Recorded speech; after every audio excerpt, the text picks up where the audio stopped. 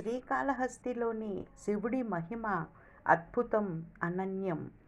పంచభూత లింగాలలో వాయులింగం శ్రీకాళహస్తిలో ఉంది.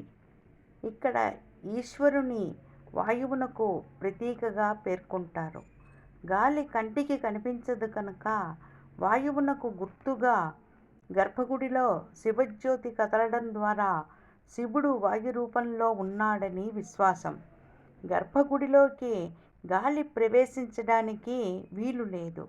బ్రిటిష్ వారు మనలను పరిపాలించే రోజుల్లో మన విశ్వాసాన్ని మూఢనమ్మకమని నిరూపించాలనే భావంతో ఆలయం తలుపులన్నీ మూసివేస్తే ఆక్సిజన్ అందక శివజ్యోతి ఆరిపోతుందని చెప్తారు.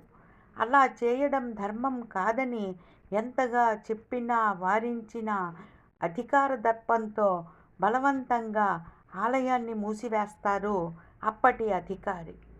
24 గంటలు గడిచినా గర్భగుడిలోని శివజ్యోతి యథాప్రకారం కదులుతూ ఎప్పటి ప్రకాశంతో వెలుగుతూనే ఉంటుంది.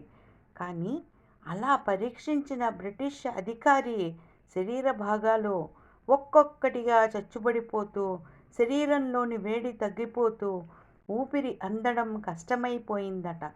అంతా ఆ అధికారి తన తప్పు తెలుసుకుని ఇదంతా స్వామి మహిమేనని గ్రహించి వెంటనే గుడి తలుపులు తీయించి ప్రత్యేక పూజలు చేయమని పూజారులకు మనవి చేసుకున్నాడు.